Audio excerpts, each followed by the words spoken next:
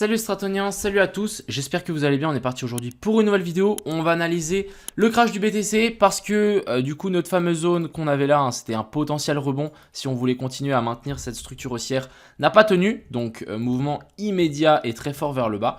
On va décortiquer tout ça, on va voir ce qu'on peut faire avec cette charte. Je vais vous montrer deux scénarios, il y en a un qui fait assez peur quand même et on peut vraiment genre peut-être péter ça. Bref, je vous explique tout ça. On ira voir l'Ethereum, on ira voir aussi le BNB, on ira faire un tour sur Twitter. Il y a énormément de choses à dire sur Twitter, je suis assez content des trucs. On ira faire un tour sur le SP500, l'indice du dollar, et on ira faire un tour sur toutes ces alts. Donc on a le DYDX, le FIL, le SAND, le FTM, on ira voir Theta aussi, on ira voir le Elrond, le Solana. Et je pense que ça sera tout pour cette vidéo. J'espère qu'elle vous plaira, on va essayer de décortiquer tout ça. Vous allez me dire aussi en commentaire ce que vous en pensez parce que j'ai envie d'avoir votre avis. Et puis, j'espère qu'elle vous plaira avant tout. On est tout de suite parti. Crypto, Bon, partons sur ce BTC, c'est clairement un bain de sang. Depuis qu'ici on a lâché donc ce plus bas, vous voyez qu'ici on a fait un espèce de petit bear flag des familles. On le voit plus facilement après, hein, c'est comme celui-là. Du coup, on a tout cassé vers le bas, on a break ici, donc là actuellement on a un boss et ici on a un cost, donc ça c'est plutôt une mauvaise chose. Pour le BTC, on va aller voir ça en détail juste après, mais on va commencer donc déjà sur Twitter. Je vous avais dessiné ça à l'époque, donc une recherche de liquidité au-dessus de ce sommet-là et ensuite une recherche des liquidités juste ici en dessous. J'avais mis « It's time to clean », genre il est temps de nettoyer. C'est exactement ce qu'on est venu faire. Regardez-moi la précision du dessin, c'est assez violent. Donc on est venu récupérer là-haut et ensuite on est redescendu, on récupère là-bas. Donc je me tire un petit chapeau à moi-même parce que je suis content que j'avais fait cette analyse. Après maintenant, voilà, ça les gars, je pense que ça sera pas tout de suite. J'avais dessiné ça il y a longtemps, mais là je pense qu'il n'y a pas trop de moyens qu'on repump et qu'on reparte directement. C'est faisable, mais j'y crois moyen. On va voir plutôt ce que je pense. Ce que je pense, c'est qu'on peut redescendre un petit peu plus bas, chercher la zone OTE. On a une énorme zone de fair value gap ici en weekly qui peut largement être comblée. Alors, elle n'est pas en weekly, je crois, c'est en 3 jours. J'ai mis un W, je me suis trompé. Ici en 3 jours. Donc, pourquoi pas venir taper ça. On a la trendline ici qui nous fait support, qui nous avait fait un peu une zone de pivot, support, support, support. Ici, résistance et la résistance. Pourquoi pas refaire support dessus et ensuite pouvoir pousser vers le haut et récupérer ces sommets. Pour moi, ici, ces sommets et les stop loss qui sont là ne sont pas safe, clairement, parce qu'en fait on a presque, je dis bien presque, un equal high. Et ça, vous savez que les market makers sont plutôt friands pour venir chercher ces liquidités ici au nord. Donc deux scénarios qui s'offrent à nous, vous faites celle que vous voulez, mais personnellement, je vous redirai aussi un petit peu ce que je pense de les deux scénarios. Alors on va juste prendre une charte vierge, voilou. Alors, premier scénario, c'est que ici on est venu faire un cos, ou même ici plutôt. Ici, on est venu faire un joli petit cos, donc continuation de la structure qui était baissière. Et ici, on est venu nous faire un boss. Donc là, rien d'anormal, c'est juste qu'on inverse la structure qui est baissière. Et là, on repasse haussier, donc on fait un truc comme ceci. Maintenant, on vient chercher la zone OTE, etc. C'est celle que j'ai notée ici. Alors ici plutôt, la zone d'OTE, etc. Et ici, ça devrait rebondir et on devrait venir chercher un nouveau sommet. Si ça se passe, je pense qu'après on va pouvoir tirer simplement notre fibo d'extension du sommet, donc du plus bas au sommet. Et ensuite on vient, je sais pas, récupérer ici. Et là, on target la zone des 161,8. Donc ça nous ramène vers la zone des 34 000 $. Bon, pour le moment, c'est juste de la spéculation. Mais si vraiment on part là-dessus, ça nous ferait une racine. Ici, on a notre racine, sommet de la 1, bas de la 2. Là, il nous manque une correction en ABC malheureusement. Donc pourquoi pas faire un rebond maintenant? Je sais pas, on verra. Et ensuite, vouloir pousser et on viendra chercher du coup la potentielle 3 après ça. Donc ça, c'est vraiment le premier scénario, le scénario plutôt bullish. Aussi, on a le fait que là, on va considérer ceci comme une manipulation sous le bas du range. Donc quand je dis bien le bas du range, je parle de ça. Donc ici, pour moi, on a comme si on était dans un range. Et là, on a fait cette manipulation en dessous du range. Donc pourquoi pas venir chercher vers cette zone-là pour ensuite vouloir passer vers le haut. Complètement faisable. Deuxième scénario qui fait un petit peu plus peur que les autres, c'est le scénario bearish. Donc le scénario bearish, c'est simplement que ici, on a la même chose. On est venu faire un cos, donc continuation de la structure baissière. Ici, qu'est-ce qu'on est venu faire? Pas de clôture, les amis. Pas de clôture, donc ici on a juste récupéré les liquidités, on a clean ce plus haut là. Ensuite ici, qu'est-ce qu'on a fait? On a fait une jolie petite inversion de structure, donc là on a notre cos, donc continuation de la structure qui était haussière. Là on a le gros breakout, donc là on a notre boss. Donc là, on a vraiment une inversion structure dans une structure qui reste clairement baissière. Et du coup, maintenant, ce qu'on peut s'attendre, c'est un potentiel rebond. Donc, on vient chercher un petit peu plus haut. Et ensuite, on s'inverse. Et ce plus bas là va être pris. Ça veut dire que là, on vient récupérer ceci. Et ça, les amis, ça fait quand même un petit peu peur. Parce que c'est un scénario qui est plus que faisable. On va simplement tirer un Fibo. Je pense que, je ne sais pas si on a un bottom ici, mais dès qu'on aura par exemple un bottom et on voit que ça commence à rebondir, pourquoi pas tirer un Fibo et se dire, ok, là je vais essayer de, hop, et ensuite j'essaie de target la zone d'OTE, donc de cette baisse, donc faire vraiment un truc comme si on vient chercher cette zone là, on fait notre inversion structure avec notre boss et là on vient péter ce plus bas. Donc ça c'est complètement faisable aussi, donc clairement moi je vous dis méfiance. Méfiance par rapport à ce scénario parce qu'il peut clairement arriver. C'est vraiment pas étonnant. Après, moi, c'est vrai que j'y crois un petit peu moins de passer sous ce plus bas là. Donc, on verra si ça le fait. Mais bon, j'y crois moyen. Moi, personnellement, ce que je préférais voir, c'est un retour dans notre dans nos petits dessins ici. Qu'on arrive à maintenir ça, que ici finalement c'était bien une manipulation, qu'ici on a bel et bien un boss, deux boss, même si ici on n'est pas venu chercher, on a presque fait un equal high, donc ici ça nous agit comme un aimant, pourquoi pas venir récupérer cet aimant, et ensuite vouloir vraiment repartir beaucoup plus haut, et potentiellement venir chercher donc la zone d'OTE de toute cette baisse. Parce que si ici on commence à se retourner, la prochaine target pour moi, ça sera la zone d'OTE ici. Donc une target vraiment, c'est dans longtemps, hein, c'est peut-être après l'été ou je sais pas. Ouais, même peut-être genre début 2024.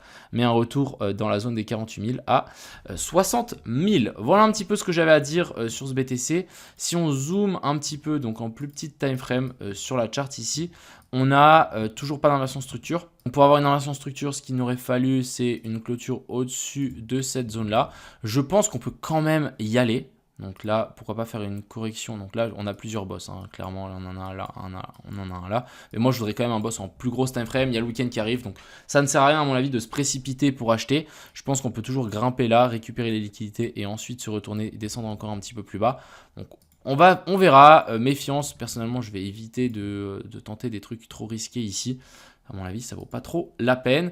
On peut toujours revenir retester ces plus bas ici. Pourquoi pas faire un petit rebond et ensuite venir chercher vraiment beaucoup plus bas. Et on va simplement attendre un joli petit boss pour pouvoir nous valider la structure et pouvoir re-rentrer en longue. Ensuite, ici, on a du coup l'éther. Donc, vous voyez qu'ici, on n'avait pas de boss. Donc, pas de boss, pas de longue. Mais on avait dans cette jolie zone d'OTE avec un potentiel rebond si on voulait maintenir la structure haussière. Finalement, on n'en a pas eu.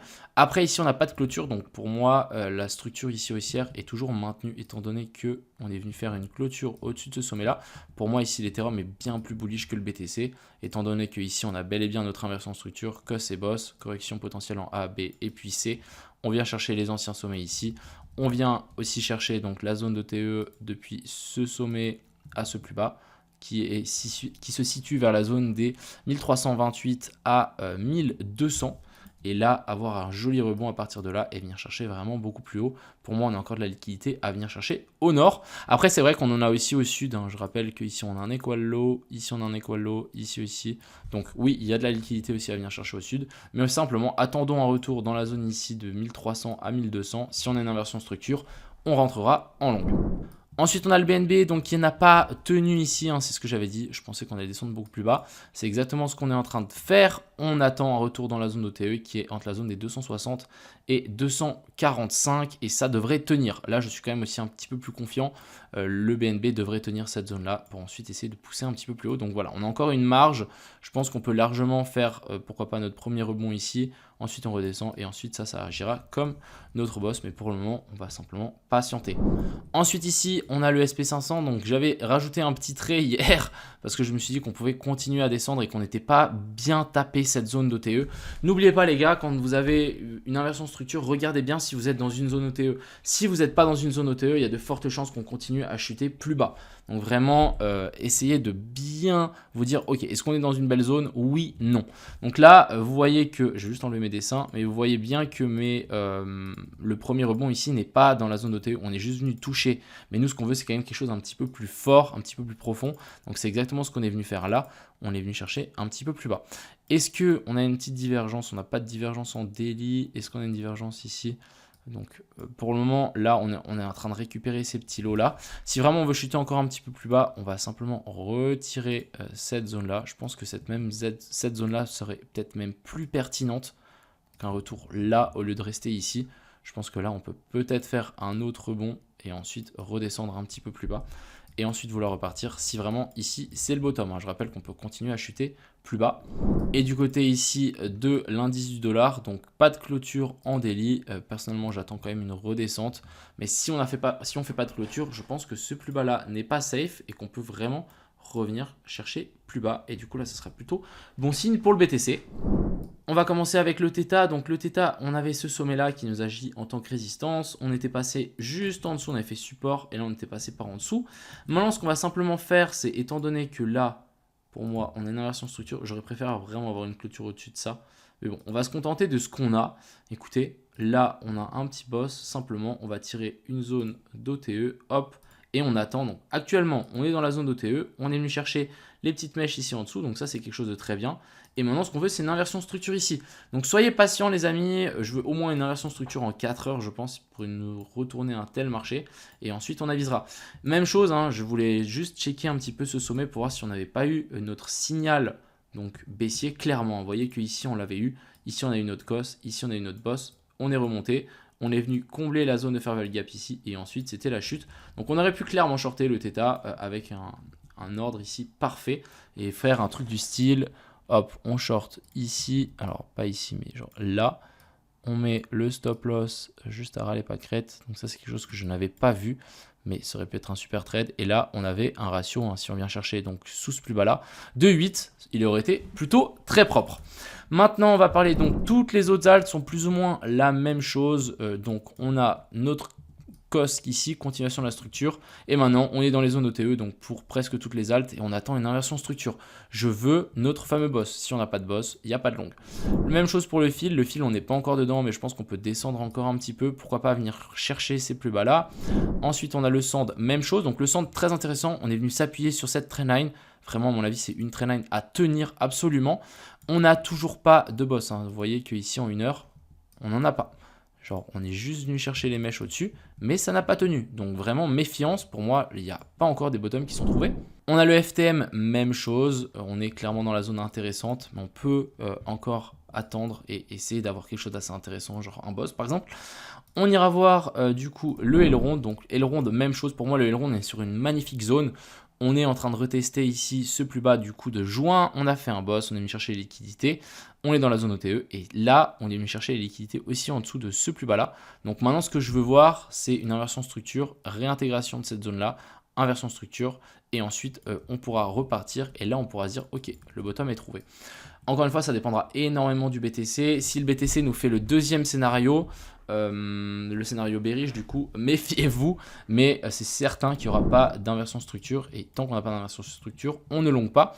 Et ici, on a le Solana qui se rapproche gentiment de notre zone, donc gentiment mais sûrement, on a rebondi sur la petite zone d'order block qu'on avait là. Je pense qu'on peut revenir rebondir sur l'order block qui est un petit peu plus bas. Donc, on va patienter tranquillement.